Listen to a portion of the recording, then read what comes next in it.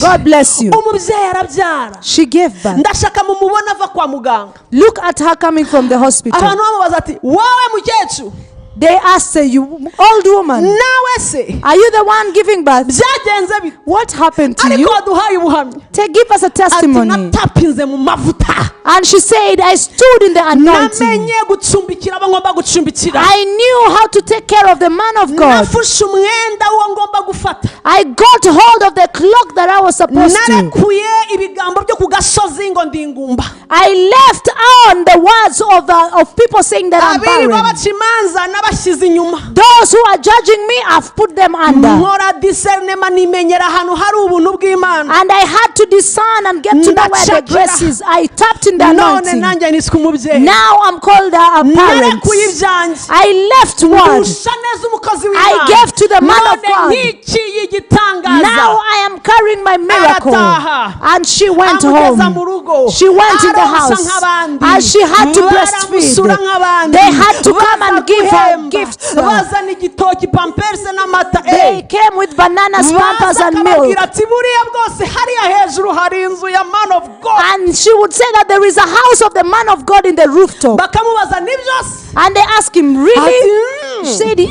byagenze gute What happened? namubonyeho grâce de Dieu I saw a grace of God ndavuga upon ntuye him. aratuma mbyara tu And he said, this one has to make me give si birth. ukuramya umuntu It is- ariko dimansiyo ariho sinyiriho He's not worshiping a human being, but the dimension of the abandi spirit I'm baraza not in. baramusura Others came hashize iminsi after a few days. hashize iminsi After a few days. hashize igihe After some time, umwana akina when the child is bamuriye playing, akagare nawe atwara nk'abandi bana when he was riding, umudamu amureba akavuga ati nanjye niswe mama w'umwana and now the mother was saying, I'm now a akamuhamagara ati mother. switi And the other one was called baby. akana kati meme And in mother, the baby will say, yes, iminsi ma'am. ibaye ingahe After some time, umwanzi azana umuyaga now the enemy came with a wind. umwana ari kumwe na papa we When they're with the father, bari mu murima when they were in the field, umwana afataho rimwe and the child cried once, Papa. Father, umutwe headache, umutwe headache. yavuze kabiri umutwe 2 times only. baramujyanye umwana arapfuye And now the child died. aho twahasomye sindi buhasubiremo ni ku murongo wa 18 ku baje nyuma 18, for those who just joined, we are in 2 Kings chapter 4 verse 18. yasanze abasaruzi ntabwo yasanze se ni abasaruzi yari kumwe nabo arababwira ati umutwe abwira se ataka ati umutwe He said se to the abwira father, umugaragu we ati ni mumujyanire nyina my father, my head. And then the father said, take him to the mother. arangije bamushyira nyina mujyana mu rugo ati sheri urababara iki umutwe nguha amazi nyine nk'aba mama bose nkokorera iki akirimo arazenguka muri ayo umwana ati umwana barapfuye aho mu masegonda. Immediately that woman, as she was finding a solution for the headache, the child died. umwana birarangira. Immediately the child died. umwana birarangira. It was over. umugore yarazi aho umwana yavuye. The woman knew where the child came from. yarazi ko Imana itabeshya. She knew that God never lies. yarazi ko Imana yivugiye. She knew that it's God who had said. arongera arahagarara umuyaga waje mwawubonye. Now the wind has come. umugore aravuga ati devil mubukinisha narakumenye ntuzongere kunkinisha. The woman said, devil, I know you and I know the games you play. sindize I'm not crying sinivovose and I'm not going to be angry. mukanya urabona umwana wanjye ari muzima. In just a few minutes you'll see my child. araterura umwana Carried the child ajya no mu cyumba cyo hejuru and he went in the upper room, aramuryamisha made him lie ashyiraho ishuka and covered him. ati ndaje mu kanya baby. And he said, baby, I'm coming. naje mu kanya mu bapfa ntabwo urimo ibyanjye ntabwo bipfa yibeshye. I'm coming in just a few minutes because whatever belongs to me cannot just die. umugore arakinga And the woman closed afatiraho and he went. ariruka mpaka i Karumeli ku mukozi w'Imana. She went up to Carmel. abahuye nabo umugabo we niwe wabanje kumutumaho ate se ko mbona wiruka ese kutumaho indogobe nabo mujyana ni amahoro. soma Bibiliya yarasubije ngo ni amahoro. umukozi w'Imana akimurebera hirya n'abamutumaho abwira Gehazi ati iruka nka mumubaze ko mbona arimo araza wa mumama bigenze bite mumubaze ngo ni amahoro umugabo ni amahoro umwana ni amahoro. arongera arabasubiza abagaragu ati mugende kumubwira ngo ni amahoro. genda paka yigerera ku birenge by'umukozi w'Imana. Ariko uyu mugore afite amahame bene data. And this woman said that everything is fine, but she kept on running towards the man of God until she kneeled Paka down. yigererayo arapfukama ati man of God, uzi ibinyoma Satani ntanzaniye ngo umwana wanjye yapfuye.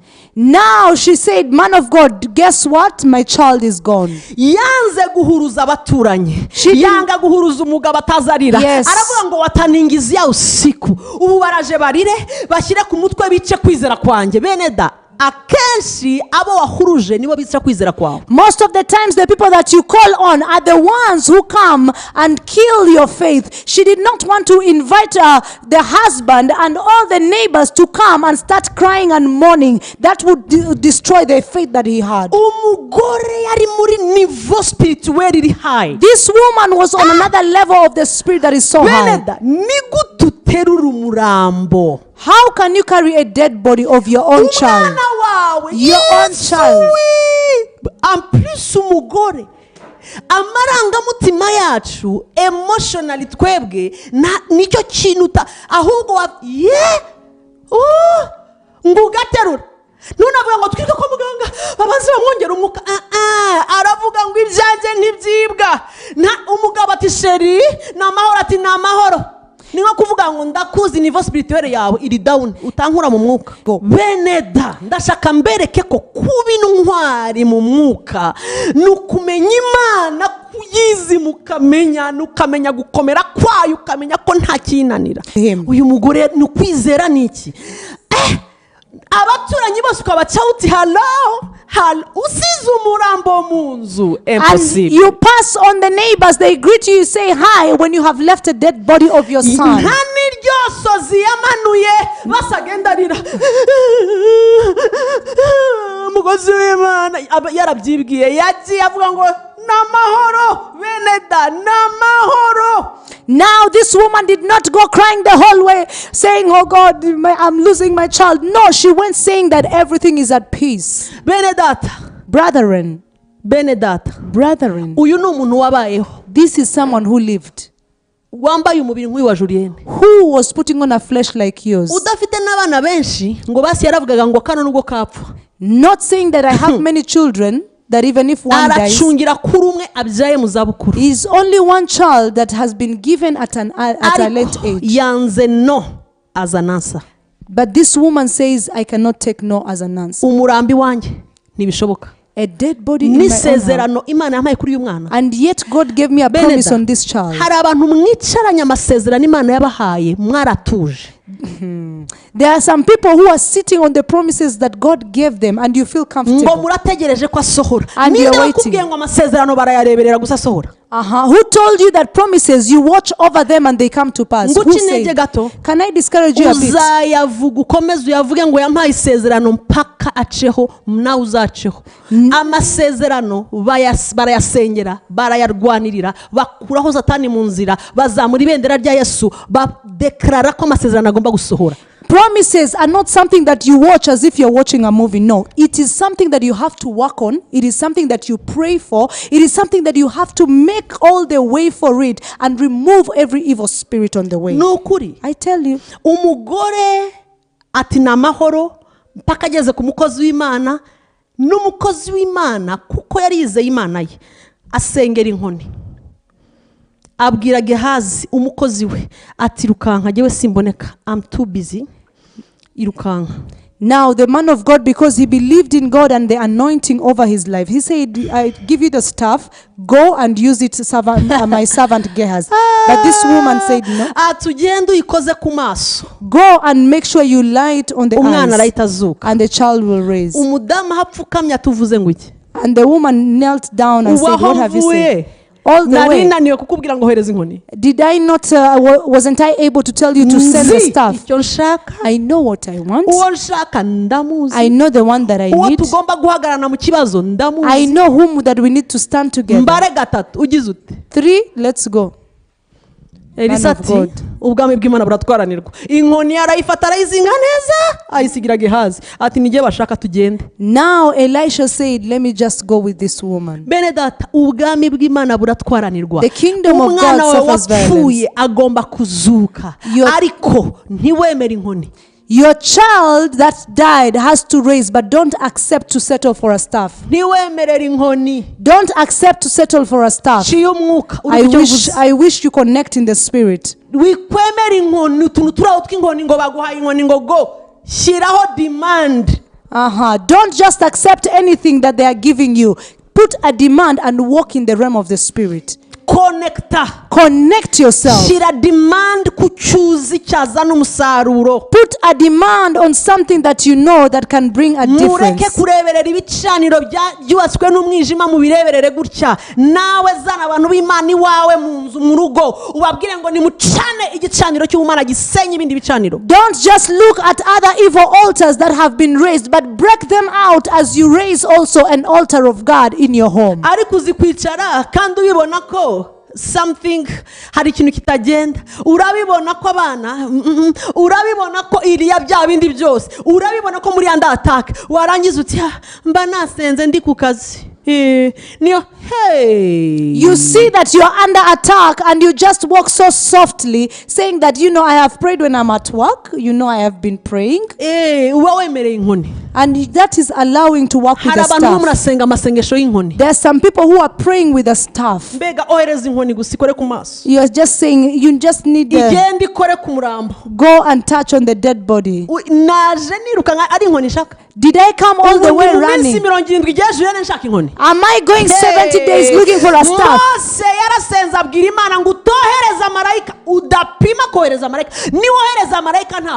Now Moses spoke to God and said, if you send an angel, I'm not going anywhere. Do you know one angel, how strong they are? Can I tell you what one angel did in the Bible? Moses didn't know about that. He knew. He said,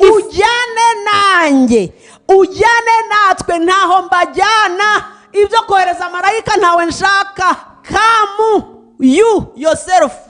This is what Moses said to God. He said, the things of sending angels, I don't want. You have to come by yourself. You need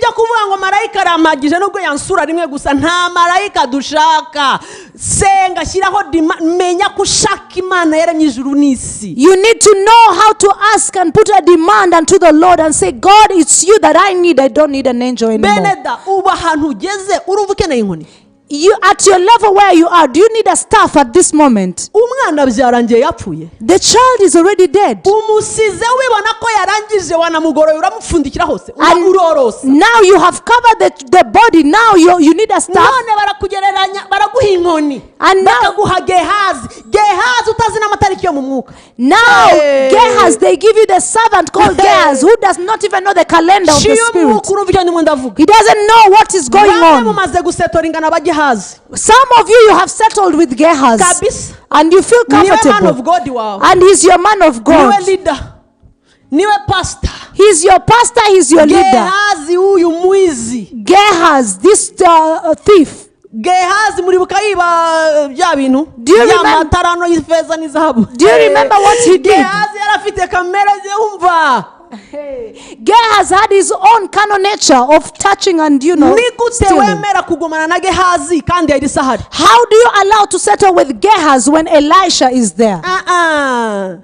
We don't want the anointing of Gehazi. That level of mixing up things. Elisha, come.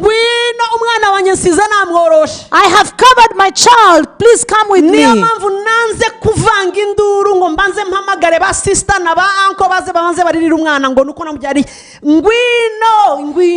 That's why I never called my uncle and my sisters to come and mourn for the child. I want you to be the first one. Elisha came. And he said, go in front and I'll go behind. So now they are on their horses. They went. These 70 days, I want you to ride. Don't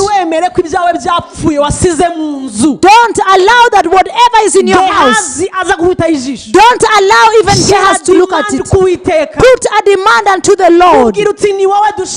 Say, it is you that we are looking for. And he came.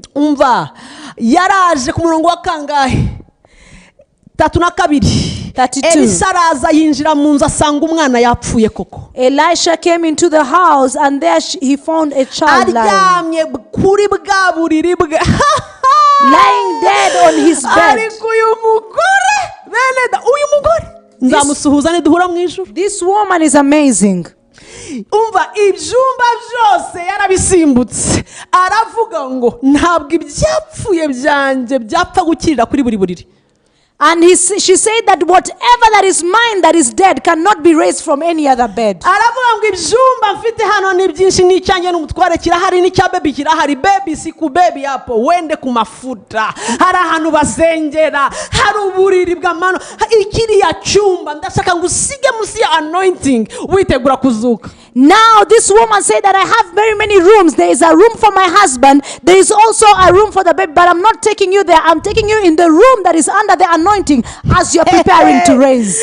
ariko ijambo ndarikunda ngo asanga koko elisa asanga koko umwana yapfuye arinjira 33 arinjira yikingirana n'uwo mwana bombi. He went in therefore and shut the door behind the ubona two. ko yasanze situation iri grave iyi nkoniza bari kwikingirana n'umwana. Now if the staff was the one to come, would they just lock the door with the staff? Gehazi yaza yari kubikora iki? What would Gehazi do? nivoye ishobora guhangana n'uriya mwana. His level, can it really get in touch with this child? abanyamwuka bumvise icyo mvuga. How I wish you get to understand what I'm saying. arinjira abwira madamu ati out sohoka. And he said, Gehazi sohoka everyone get out. Gehazi out. mudakoma induru nimugume muri salo mpaka nongeye gukingura. Woman, stay outside until. elisa yasanze biri seriye. Elisha. umwana nta nubwo ari ugupfa gusa yarangije pe. Elisha found that the boy is already dead. arangije arakinga. And then he looked. Bibiliya iravuga 34 arurira yubama kuri uwo mwana. And he went up and laid on the child umunwa ku munwa and put his mouth on his mouth, amaso ku maso, his eyes on the amaboko ku eyes, yandi, and the hands on the amurambararaho hands. intumbi y'umwana irashyuha. umva ukuntu Imana yamuyoboye abigenza. And he stretched himself out on the child, and the flesh of the child intumbi became warm. irashyuha. elisa arabyuka yigenzagenza muri iyo nzu. wamwumvise? He turned and walked back and forth. akubita hirya aragaruka. wabonye ko yasanze ko intambara atari yo gukina. Back and forth in the house, and again yarambara he went hejuru up. y'umwana yahushye amaso ku yandi ku ntumbi. yumva intumbi itangiye gushyuha ati urugamba rwakomeye. atangira kuzenguruka. ubwo madamu arategereje igitangaza. Gehazi yakanuye. Now, gira kudeklara. murabona ko iyo tuzenguruka dusenga hari icyo tuba turakora. don't you see that when we are moving back and forth, when we are praying, we are not the first ones. elisa arakonekita arazenguruka urugo arazenguruka. yumvaga buriya hari esprit de mort. abanza arayikasa, abanza arayisohora, abanza avugana nayo. arangije aragaruka. ngo aragaruka arongera arurira amurambararaho. And he stretched himself out unto the child again. umva bwa kabiri agarutse kumurambararaho. He returned and he was back. umwana yitsamura karindwi. And the child had to sneeze 7 times arambura amaso. and open the eyes. bwa mbere amurambarayeho. The first time he laid on him, yumvise ko hari esprit zigomba kuba kase. and he understood that there are some yumvise ko spirits muri to iyo cast nzu down, abadayimoni bamaze gufata. and he knew that the demons are yumvise ko already hari everywhere. kirimo kirabuza umwana kuzuka. There is an atmosphere that is aragikonekita stopping, aragisanta. and he sensed that. umudamu yicaye muri salo. And the woman is in the Gehazi sitting room. yicaye muri salo. Gehazi in the sitting umwe room. wese apfukamye ahari arimo arasenga. Everyone is umugore praying. arimo aragarura. The woman is agarura umwana bringing we. back the child. aho gusohoka ngo atakabwira abantu mie wabo nakufa. no nakufa, no crying, nta marira. Now, arimo aragarura umwana we. this arimo woman- aragarura. bene dabirakora. This woman kept on praying and did not scream, calling neighbors to come. It works when we pray and get on our knees. aranga. And she said, no. abonye elisa amanutse. When Elisha atangiye came, kuzenguruka inzu. after going ubanza around, aravuze ngo urugamba rufashe indi sura. now she said that this battle is on another elisa level. azenguruka. urashaka kumbwira ngo umudamu yicaye amureba? Do you think the woman was sitting watching? nawe yari ari muri in the name of Jesus. Even her, she was Urupfu speaking. ugenda Devil, umwana wanjye ni lose. muzima, My child Ibi has ni to be isezerano fine. ryanjye. This is my promise. Ndayigarura mu buzima, I bring it back. ndagarura icyo Imana yampaye. I bring what God Ntabwo gave Imana me. ibeshya. God never Ntabwo lies. ivuga ngo nguhaye umwana He nirangiza ngo He imwice. does not kill a Ntabwo child. ibyapfuye byavuye ku Mana. Whatever dead is not coming from Arabyanga. God. She said no. Anga ibyo umwanzi yaguhaye bitari ibyawe. I pray that you refuse what the enemy is taking from you. ibihabanye n'amasezerano Satani yakuzanye. Refuse whatever that is contrary Hakana with the izo ngeso n'ibyo byaha wivurugutamo. I say no to all the sins that you are Anga into. byange. Say no to all those things. Elisa amaze kuzenguruka arongera aragaruka ararambarara. And Elisha Hejuru went y'umwana. round and came and laid Ako again. kanya kuko amaze gukasa ikirere amaze kukibohoza. After bringing the yongeye environment, umwana yitsamura set for Elisa ati yes.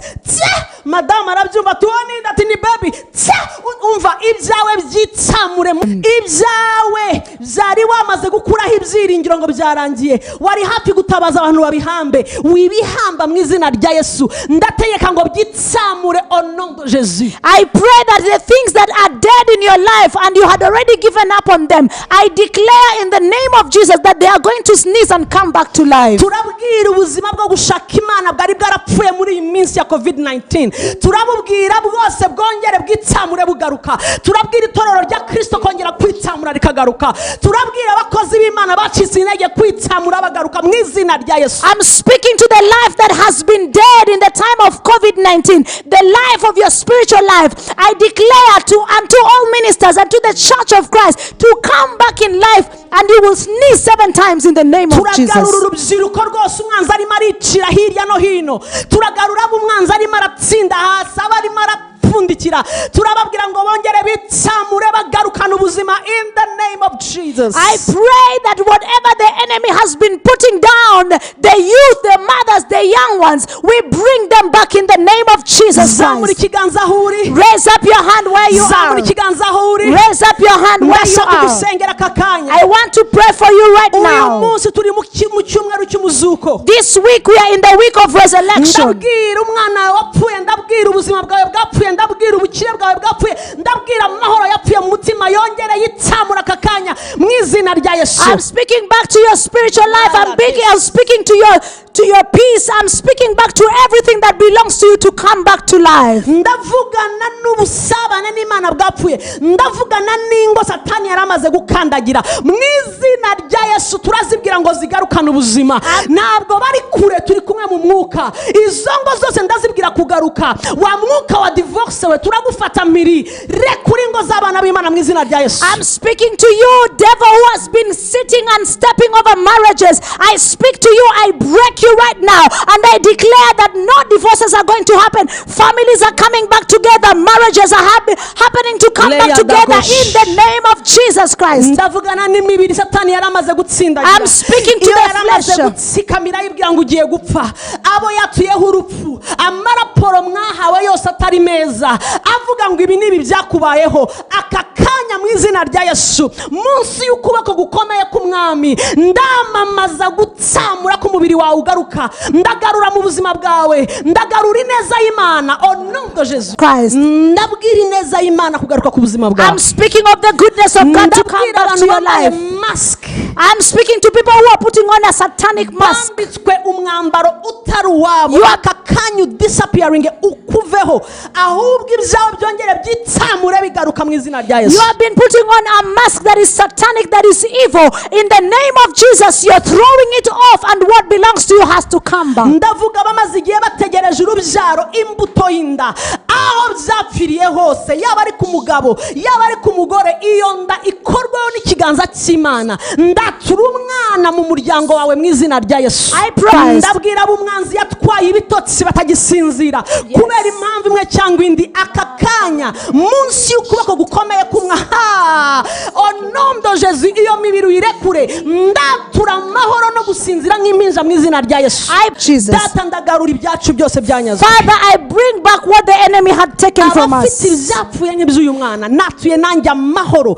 Ese ni amahoro? Yego ni amahoro kuva uyu munsi mu izina rya Yesu. Bene data ndasengana namwe, ndabasaba kugira ngo nibura ahantu hashobora gukundira gukomeza gusenga, nubwo nubwo yaba iminota 10 tukirangiza uhita ukomerezaho kuko hari grace, hari ubuntu. Iya de manifestation ziri bukomeze zikaba kuko tuba turi online dufite umwanya muto kandi n'ijambo ari ngombwa, ariko umwanya mashako dusenga ntabwo uboneka hose. Ndagusaba ukomerezaho uri. Bamwe ni kumanywa, abandi ubu ni ninjoro, birategwa naho uri, ariko niba wabona iminota 20 reba ahantu wiseseka hanyuma ukomeze usenge. Hari manifestation ugomba guhura nayo y'Umwuka Wera mu izina rya Yesu. Amamvu ngutera inkunga nkubwira ngo intsinzi yawe igiye kuza, ariko yarabanjijwe n'urugamba. Comes after the battle. Adahura n'uru rugamba ntabwo uyu munsi tuba twubakitse. Today, if this woman did not meet this battle, we would not be encouraged this day. Ariko urugamba rwe n'intsinzi birimo birakorwa, birimo biravugwaho, birimo birubaka isi yose nyuma y'imyaka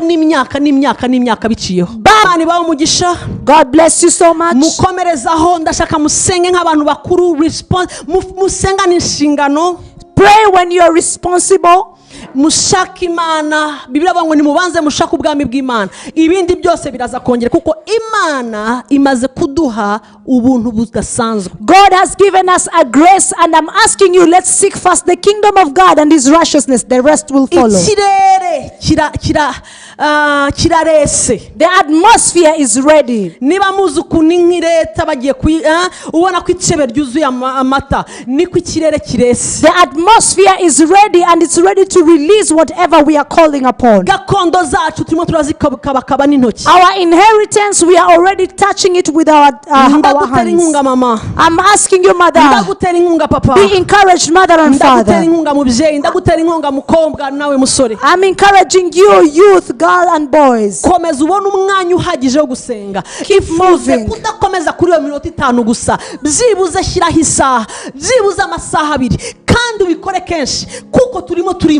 Love you so much. Ndabakunda cyane.